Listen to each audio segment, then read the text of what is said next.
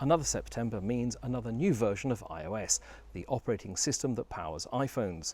Last year's review went on for quite a few pages of text and photos, but this time around it's a bit different, as this will instead go along for quite a long time, but with me in vision. Apologies about that.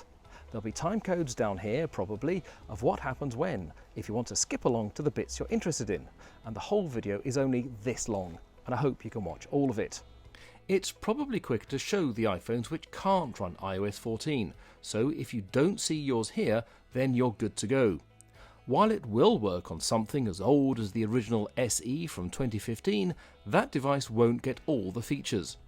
I've been road testing it on the SE 2020, the 8 Plus and a 6S Plus. So if you've got an 11 Pro or XS Max, there'll be a few extra features for you in iOS 14 that I might not be able to fully cover here. This review looks at what's new, the redesigns and tweaks that are of interest to journalists and in particular to mobile journalists, that small but growing band who use an iPhone as their main way to record, edit and send material from location. Let's start with what I think could be the most useful and powerful to Mojos and others. You can find the option in Settings, Accessibility, Touch and Back Tap. Then choose what you'd like your device to do when you tap it twice or thrice.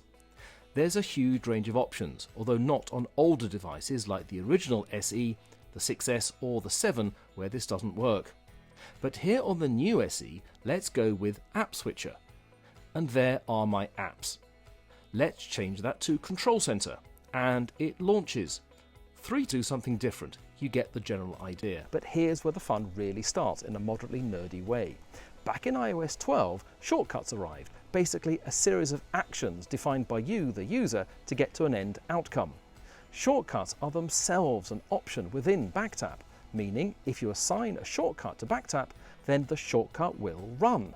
For example, to open PNG, I'd normally have to close the app I'm using, find the folder it's in, and open it. Now, all I do is just BackTap. Even better, I'm using what's called an automation, which gets triggered when I launch PNG itself, meaning that simply by double tapping the back of my phone, it opens PNG, puts my device in airplane mode and Do Not Disturb, and boosts the brightness to 100%. Or let's say you're in a tricky situation and need to alert others. This shortcut will automatically send a message to a pre-assigned contact with your location. Put this as your triple tap and you could surreptitiously put your hand in your pocket and tap 3 times and no one will be any the wiser. Or this one, which will automatically start recording audio with a simple triple tap. But the BackTap isn't foolproof. On numerous occasions, putting my iPhone down on a hard surface has been enough to trigger it. So be careful if you set BackTap to automatically listen to your voice and send a message to someone, as it might do just that, just when you don't want it to. Now a change which, while not specifically for journalists or even Mojos, is worth covering in detail because it's quite big. The entire look of your iPhone home screen has changed, or rather it could change, depending on how you operate your device. You don't have to use any of these features, and you'll probably be totally fine if you choose not to. Although there is one aspect that I'll flag up which really could catch everyone out. You do get some guidance from your device when you encounter a new feature, but it's really not enough as these changes are big. Let's turn to widgets. There are now widgets to show little snippets of information, and yes, I can hear Android users laughing that they've had these for ages. Early iOS 14 adopters have had great fun configuring their screens to exactly how they like it. What information do they want to see easily, how large they want the widgets to be, and also which third-party apps have made widgets. They can live here, swiping left to right on your main home screen, or you can add them to your screens. You can grab them from the widget screen and drop them where you want. Or press and hold down in an empty area, and then this plus. Scroll to find the widget you want, grab and move into place. You can even place several widgets on top of one another, so you can scroll through one mega widget, what Apple calls a smart stack. From the widget screen, you can also add third-party widgets.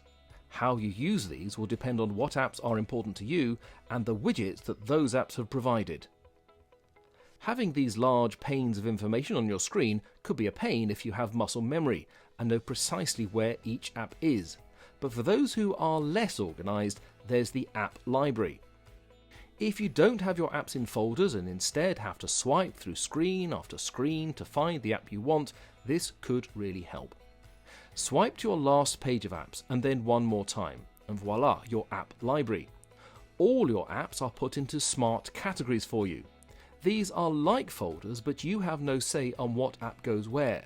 You can search for your apps here or scroll alphabetically to find them. Tap to open. The upper left box is always suggestions. This will show 4 apps that Siri thinks you are likely to use based on the time of day and your location, those kind of things. But these category boxes aren't always in the same place and will reorder themselves based on which apps you use most often. Each smart category shows 3 apps which you can tap to open, or a smaller subfolder with 4 apps.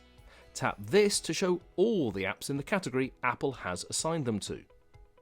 But did you spot this from earlier? This is what I think could really catch people out. As this stands, every app you download from now on won't appear on your home screen as you've always been used to, but in your app library instead. You'll be forgiven for thinking it hasn't downloaded, but it has into your app library. This applies to internal apps made by the BBC, such as PNG or WMT, as it does to those from the main Apple App Store. To get them on your home screen as usual, go to Settings, Home Screen and Add to Home Screen.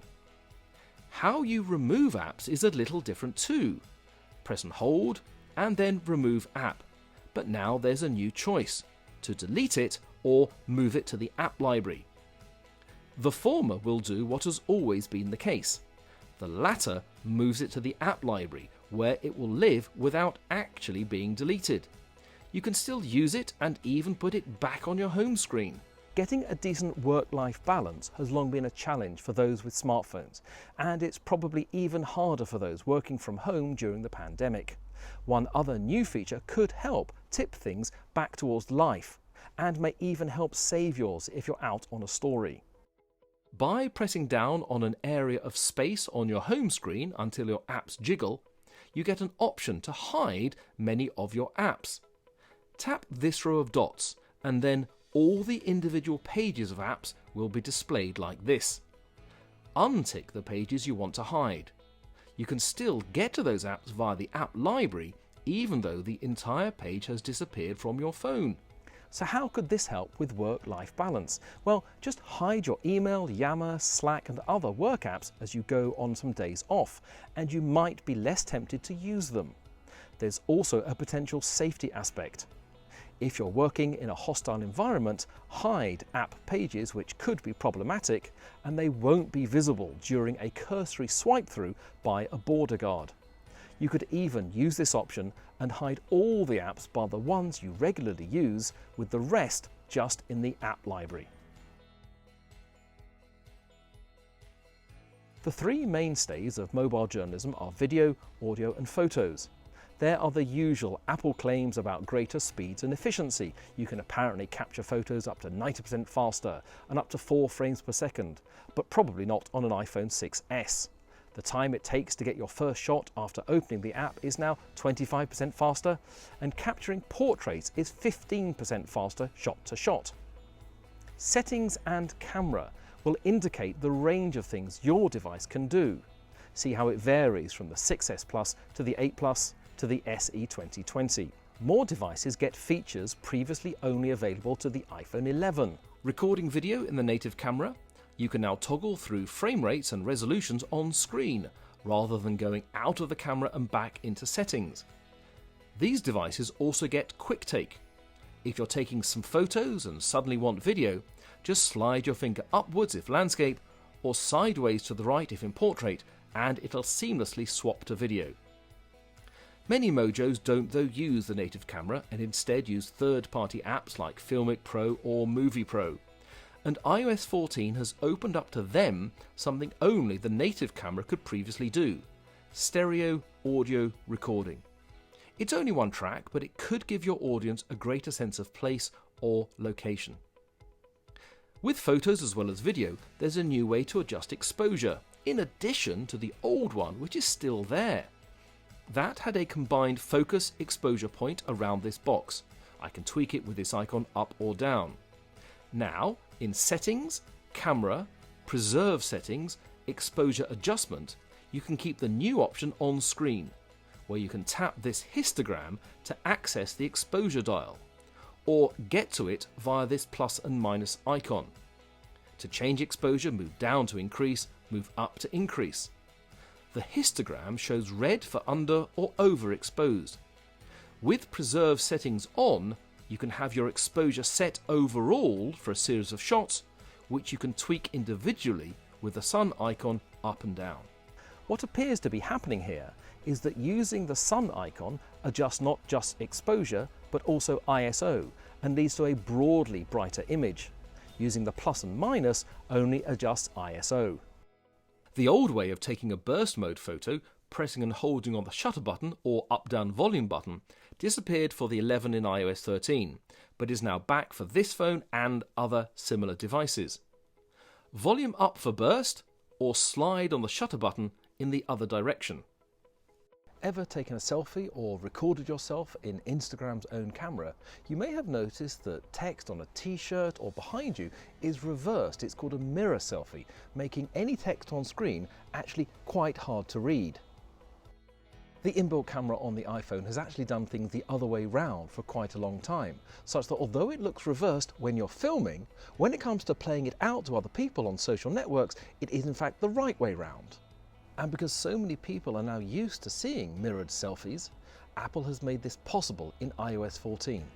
But if you're doing a piece to camera for a news organisation, I would not use this, because if you do, text behind you is not going to be legible and you're not going to be serving your audience. iOS 13 wouldn't let you zoom in very far to check the quality of a photo, but you can now zoom in much further to look at your image in greater detail. There's a new option to decide how photos and videos are shown in the camera roll.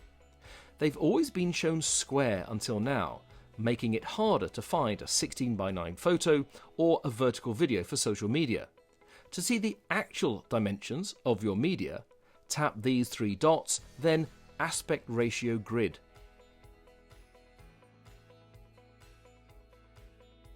Photos and videos can now be captioned. Tap your photo and swipe up. The words you put here don't work though as a caption on social media, but instead help your iPhone find images more quickly, which could be helpful. And when apps ask for access to your photos, you can let them see only selected photos rather than the entire photo library. While this is a handy privacy option, it's worth knowing that each app has its own toggle which you can change at any point. Staying with the privacy theme, it's long been possible to hide an image or video. But for an extra level of protection for a journalist, check out Settings, Photo, Hidden Album. If this light is on, you'll see the hidden album listed. Turn it off and even the name of the album itself won't be shown. The photo will still exist on your phone, but it might not be as quickly found if you don't want it to be. You can be much more precise in colours for screenshots. Tap the coloured circle and, in addition to a grid of colours, you get a graduated spectrum to choose a colour, or these sliders and adjustable values to help you get precisely the shade and colour you want. If, like me, you struggle to draw a decent circle, square or arrow, iOS 14 can assist. Draw your terrible circle, but before lifting your finger, press down and voila, perfectly circular. Want to draw a straight line? Draw a straight-ish line, press and hold, sorted. Similarly with rectangles, triangles and more. But remember to press down before lifting your finger, or you'll just get a bad circle with a nasty blob at the end. Now to something helpful but with other people's videos.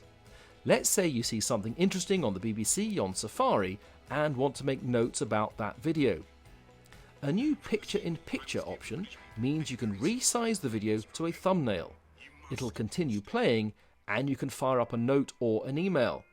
To make the video window larger, pinch to zoom. To move it around, simply drag it with your finger. This can also be done with FaceTime videos. And while we're on FaceTime, there's a new look to how they come in.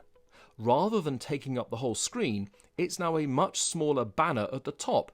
The same for phone calls. You can even scroll across your home screens to find a crucial piece of information as the call is coming through, or you can flick away the notification to dismiss the call with no interruption to what you were working on, as used to happen. For those using voice memos, you can organise your recordings into folders, which should make it easier to find the one you need. Or even make a folder, rename it and record into it. Those recordings can be marked as favourites, which should make it even quicker to find them. And depending on the background noise or room echo where you record, some clever on-device machine learning can reduce this with a new enhanced recording feature. Tap the three dots, edit recording, and this magic wand. You can tap to undo as it's non-destructive. Tests I've done show it does make a difference, with the audio becoming clearer, albeit a bit more processed in sound quality. But, and it's a big but, the adjustments aren't retained when the audio is transferred to another app on iOS or even airdropped to a Mac. It can be captured by screen recording while playing it, but that's really quite involved. So while it can make audio sound better on the device you're recording on, it might actually not be that useful a feature if the changes aren't easily audible and usable elsewhere. Whatever media you want to share, that looks slightly different now too. On iOS 13, you'd select it and then the app you wanted it to go to, with options of sharing it outwardly with that app or copying it internally to it. Now, selecting your media gives a similar look, but instead press and hold to reveal the two options. Some apps only give you one. There are numerous other changes to messages and apps, and even a new app called Translate. But as these aren't specifically for journalism, let alone mobile journalism, you'll have to go to other reviews to check out these new features in detail. And besides, isn't this video long enough already? And yes, you've reached the end. Congratulations on your endurance. Let me know if you have any questions or comments, or if you're in the BBC, you'll find me in the Global Address Book. Until next year, when no doubt we'll do it all again. Probably